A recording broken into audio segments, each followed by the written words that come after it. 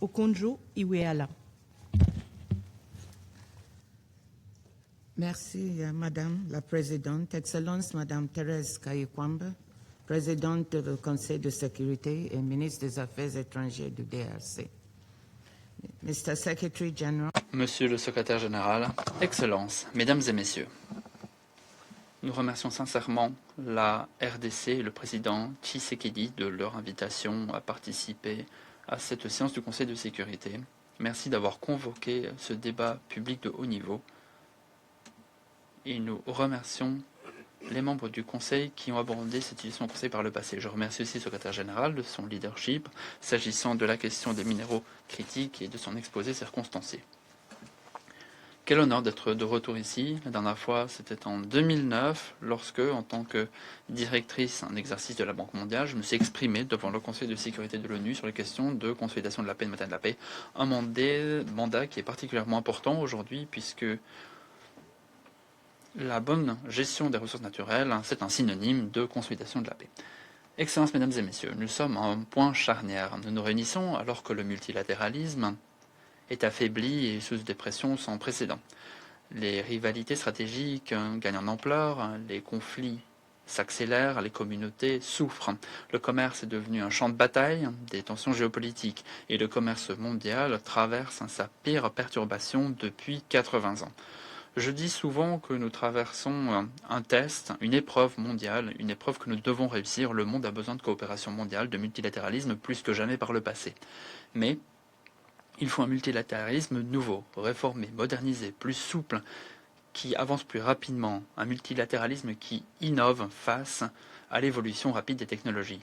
Aujourd'hui, j'aimerais insister sur le fait que dans le cadre de cette perturbation, il y a des possibilités. La demande mondiale immense pour les minéraux critiques représente une chance unique pour l'Afrique et les autres géographies qui ont beaucoup de ressources afin d'utiliser au mieux de ces nouvelles richesses, d'accélérer le développement industriel et d'améliorer le niveau de vie de millions de personnes. Ces possibilités devraient être, en fin de compte, le fondement de la paix et de la prospérité, pas des conflits et de la pauvreté. Mais l'histoire nous a aussi prouvé que des bénédictions en termes de ressources peuvent se traduire en une malédiction. Affaiblissement de la redevabilité à la gouvernance, encouragement de la corruption, violence, conflits qui s'éternisent et enracinement de l'insécurité et de la pauvreté. Plusieurs initiatives de l'ONU, de la société civile, de pays concernés et de la communauté internationale ont permis, notamment le processus de Kimberley et l'initiative pour l'industrie transparente dans les extractives nous ont aidés, mais n'ont pas été suffisantes. Ils n'ont pas fait des ressources naturelles une force pour la paix. La géopolitique menace de mondialiser des problèmes surtout nationaux avec des implications sécuritaires pour la communauté internationale dans son ensemble.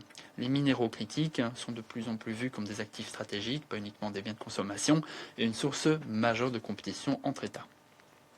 Les grandes économies essayent de déployer un accès des marchés en tant qu'avantage, essayent de trouver des accords et dès lors des risques de conflit émergent.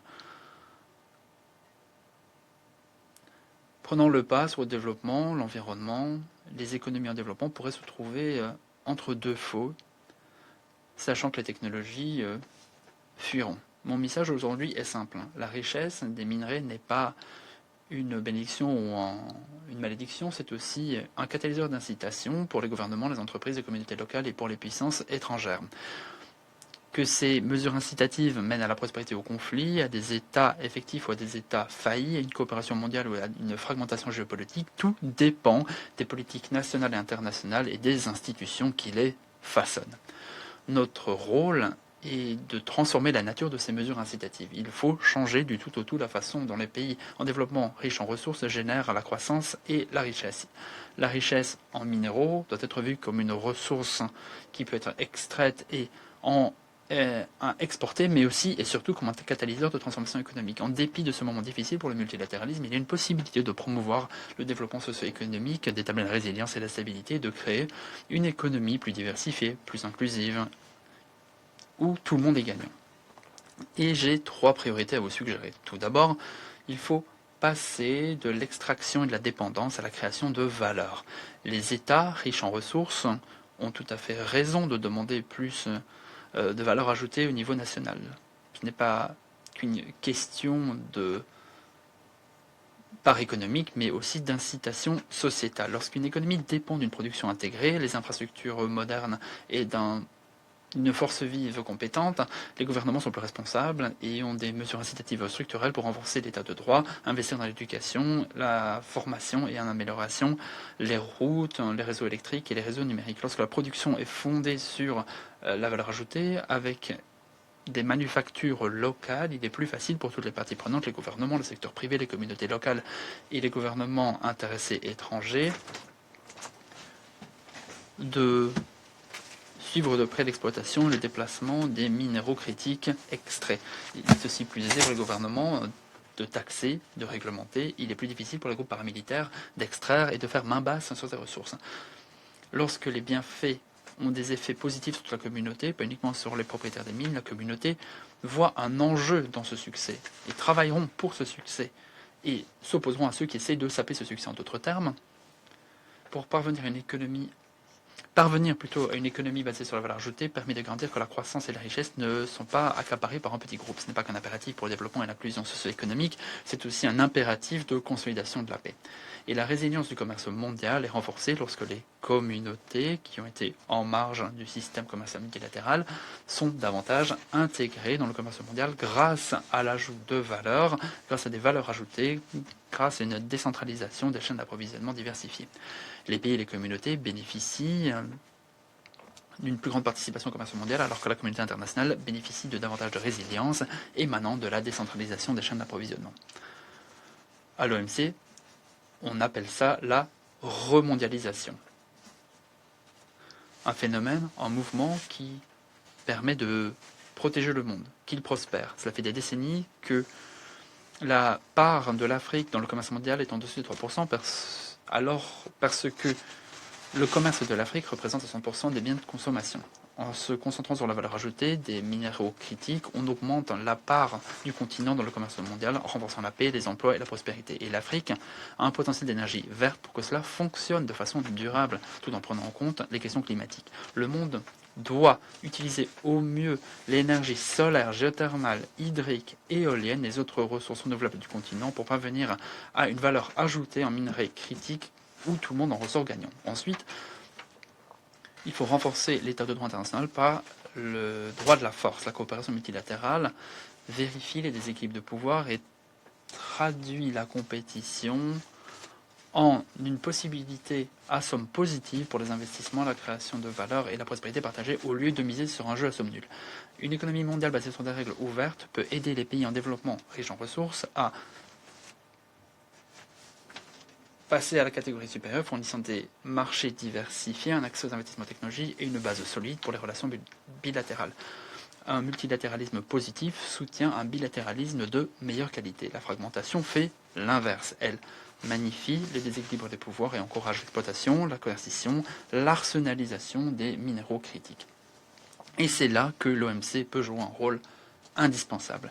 Les règles de transparence et de non-discrimination réduisent les possibilités, les raisons d'utiliser la puissance économique pour extraire des traitements préférentiels ou pour exercer des pressions sur les petits pays producteurs afin qu'ils acceptent des modalités qui sacrifient la valeur sur le long terme pour des gains sur le court terme.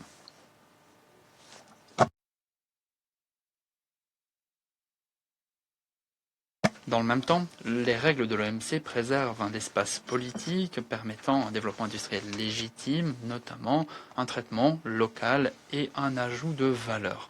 Mais ces règles ne sont pas parfaites, tout comme le multilatéralisme est loin d'être parfait. Elles doivent être réformées, renforcées, mises à jour.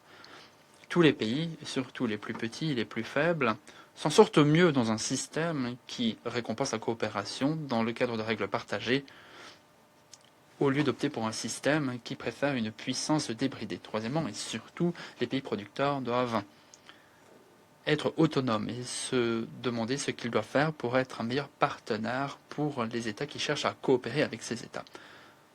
Comment devenir plus autonome ?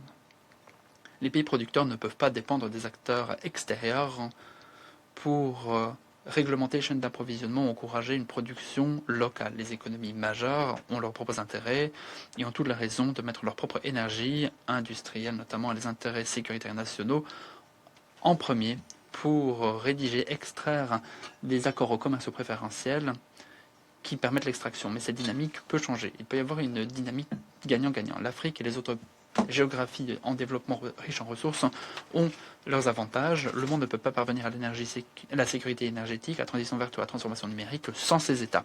L'Afrique elle-même dispose de 30% environ des minéraux critiques et moins de la moitié des réserves minérales de l'Afrique ont été explorées. La RDC représente plus de 70% de la production mondiale de cobalt. L'Afrique du Sud détient les plus grandes réserves de platine et de manganèse, et la Zambie et la RDC sont des grands producteurs de cuivre. 10 à 12 pays africains ont des réserves exploitables sur le plan commercial de lithium et 15 à 20 États ont des dépôts exploitables de terres rares. Pour transformer cet avantage en puissance, les pays producteurs doivent travailler à l'unisson. Le cadre du G20 sur les minéraux critiques conclu sous présidence d'Afrique du Sud souligne plusieurs objectifs clés depuis l'année dernière. Établir des pôles de traitement sous-régionaux et des chaînes de valeur, renforcement des infrastructures internationales et systèmes de paiement, renforcement des normes sociales et environnementales et diversification active des liens commerciaux mondiaux dans certains marchés. C'est la raison pour laquelle, pour certains pays africains, mettre en œuvre pleinement la zone de libre-échange du continent africain est indispensable. Ça permettrait d'étendre les marchés régionaux, d'établir des normes communes et de renforcer la force du marché continental.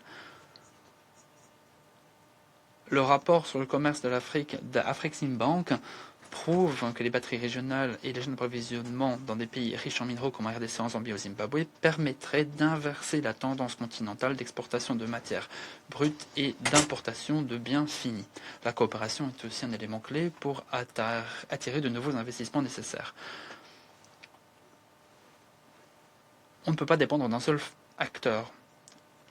L'accord pour le développement et l'investissement de l'OMC, soutenu par 131 de nos 166 membres, la plupart de ces pays sont des pays en développement, est exactement le genre d'outil d'élimination des risques dont l'Afrique et d'autres régions ont besoin pour utiliser au mieux les investissements et les transformer en production de valeur ajoutée. La production de valeur ajoutée, le commerce fondé sur des règles et une coopération industrielle pilotée par l'Afrique permettront de s'assurer que les minéraux critiques passent par des voies légitimes et pas par des voies armées. Je suis ravi de vous dire que certains pays africains et dirigeants vont dans cette direction en se mettant à pied d'œuvre avec les partenaires financiers multilatéraux et d'autres partenaires relatifs à l'extraction. La RDC, la Zambie, le couloir Lobito d'Angola, ce projet en partenariat avec l'Union européenne, les États-Unis, l'Italie, la Banque africaine de développement, le groupe de la Banque mondiale et la Banque d'investissement européenne, ainsi que la Corporation pour la finance africaine avance. Le couloir doit être un exemple brillant de traitement des minéraux avec une valeur ajoutée et pas d'extraction.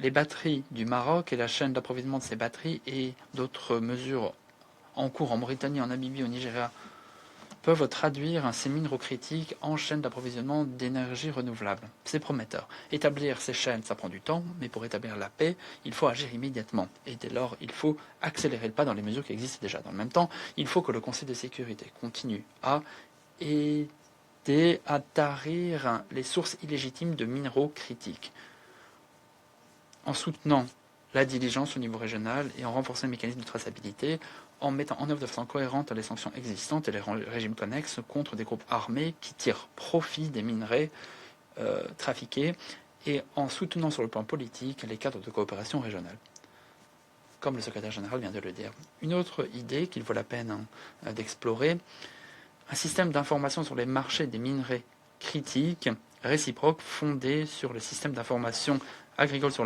des marchés agricoles du G20 permettant de traduire les engagements en partage de bienfaits. Et c'est vrai pour le Conseil, mais aussi pour le système de l'ONU, les organisations régionales, les institutions financières internationales, le secteur privé, la société civile. Tout le monde a un rôle à jouer. Le mécanisme sur l'examen de la politique commerciale de l'OMC pourrait permettre de maintenir la traçabilité et de renforcer les efforts au niveau international. Les politiques économiques et les politiques sécuritaires doivent se renforcer l'une l'autre, sinon les deux s'effondreront. Le Conseil de sécurité a soutenu Les nations d'Afrique méridionale par le passé, lorsque le processus de Kimberley a émergé pour mettre fin au commerce des diamants du sang, et aujourd'hui nous avons la même possibilité, établir un garde-fou contre les exploitations géopolitiques. Les minéraux africains ou de tout sol, de toute région en développement ne devraient jamais, jamais financer les conflits sur Terre. La malédiction des ressources n'est pas une destinée préécrite. On peut changer les choses. L'extraction, la transformation, le secret de la transparence, la fragmentation ou la coopération basée sur des règles, ce sont des choix que vous porterez, qui importeront. Les plus grands choix pour les pays riches en ressources. Et souvent, le travail commence chez soi. Et aujourd'hui, la compétition géopolitique est un défi, bien évidemment, mais aussi une fenêtre de tir immense. Comme la présidence de RDC l'a très bien dit, c'est notre chance de remplacer le cercle vicieux de la malédiction des ressources en un cercle vertueux de la bénédiction des ressources. C'est à nous de saisir cette possibilité. Merci de votre attention. Je remercie Madame Okonjo-Iweala de sa déclaration. Je vais maintenant faire une déclaration en ma qualité de ministre des Affaires étrangères, de la coopération internationale, de la